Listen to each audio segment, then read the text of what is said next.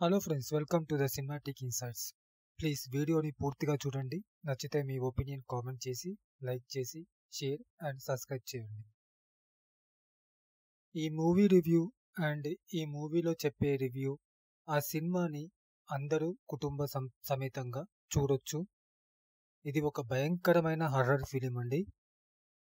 చిన్నపిల్లలు చూడొచ్చు, పెద్దవాళ్ళు చూడొచ్చు, అందరూ చూడొచ్చు. కానీ చిన్నపిల్లలు మాత్రం పెద్దవారి పర్యవేక్షణ చూడవలసిందిగా సినిమాటిక్ ఇన్సైట్స్ కోరుకుంటుంది.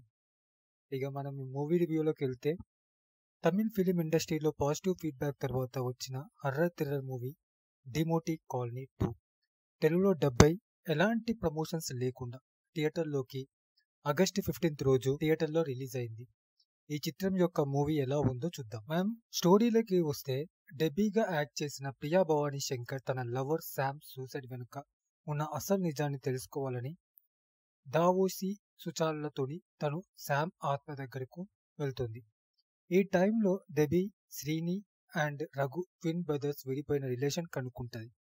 తను శపించబడిన the unsung king of a fallen kingdom and every 6 years పునరావృతం అయ్యే భయంకర శాపం ఆనవాళ్ళు తెలుసుకుంటుంది.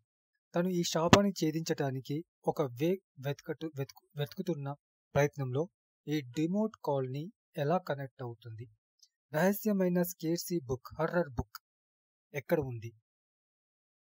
కవల బ్రదర్స్ రక్షించడం ఎందుకు కీలకంగా మారింది? ఈ థ్రిల్లింగ్ ట్రావెలింగ్ లో ఎన్నో ఆన్సర్స్ ఉన్నాయి, అన్ఎక్స్పెక్టెడ్ ట్విస్ట్స్ ఉన్నాయి. అవి పూర్తిగా తెలుసుకోవడానికి మన సినిమా తప్పక చూడాల్సిందే. సినిమాలోని plus points: director Ajay Gnanamuthu garu the wings of the unholy Tony Demonte colony story super గా అల్లుకున్నారు. ఈ 2 మూవీస్ మధ్య ఉన్న కనెక్షన్ చాలా స్ట్రాంగ్ గా వివరించారు. ఈ కనెక్షన్ మొత్తం స్టోరీ మరింత డెప్త్ తీసుకెళ్లిపోతుంది. హీరోయిన్ ఇండియన్ టూర్లో తన యాక్టింగ్ కి నెగిటివ్ కామెంట్స్ ఎదుర్కొన్న ప్రియా భవానీ శంకర్ ఈ మూవీలో మాత్రం సూపర్ కంటే ఎక్సలెంట్ పర్ఫామ్ చేసిందని చెప్పవచ్చు. మెయిన్ క్యారెక్టర్స్ ఉన్న ఈ మూవీలో అందరూ వాళ్ళకిచ్చిన పాత్రలో వావ్ అనిపించారు. స్టోరీ ఒక కొలిక్కి సమయంలో ఎవ్రీ క్యారెక్టర్ సూపర్ గా యాక్ట్ చేశారు. డబుల్ రోల్ గా యాక్ట్ చేసిన హీరో పూర్తిగా న్యాయం చేశారు. హీరోయిన్ యాక్టింగ్ సినిమాకు మరింత బలం వచ్చింది. సినిమాకు హీరో యాక్టింగ్ ప్లస్ పాయింట్ అని చెప్పవచ్చు. Horror scenes, story, screen play, songs, acting, direction, background music ఈ సినిమాకు మరింత హైలైట్ అని చెప్పవచ్చు. సినిమాలోని మైనస్ పాయింట్స్: మనకు ఫస్ట్ హాఫ్ కొద్దిగా కామెడీ, ఇంటర్వెల్ టైంలో స్టోరీ తీసుకుపోయే విధానంలో కొద్దిగా అర్థం కాకపోవడం. సినిమాలో ఎన్నో హర్రర్ సీన్స్, దాదాపు 2.5 hours మూవీ ఉంటే దాదాపు 10 to 15 హర్రర్ సీన్స్ ఉన్నాయి. అందులో ఒక 5 హర్రర్ సీన్స్ మనకు అంతగా భయంగా లేకపోవడం. మిగతా వచ్చే హర్రర్ సీన్స్ మనకు ఖచ్చితంగా భయం కంటే ఇంకా ఏదైనా మాట ఉంటే అది వాడుకోవచ్చు.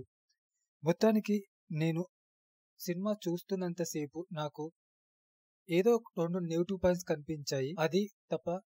అది కూడా ఇంటర్వెల్ అప్పుడు కొద్దిగా స్క్రీన్ ప్లే బాగలేకపోవడం. ఇంటర్వెల్ తర్వాత ఒక హాఫ్ అన్ అవర్ మూవీ నడిచిన తర్వాత కొద్దిగా మూవీ స్క్రీన్ ప్లే కరెక్ట్గా లేకపోవడం.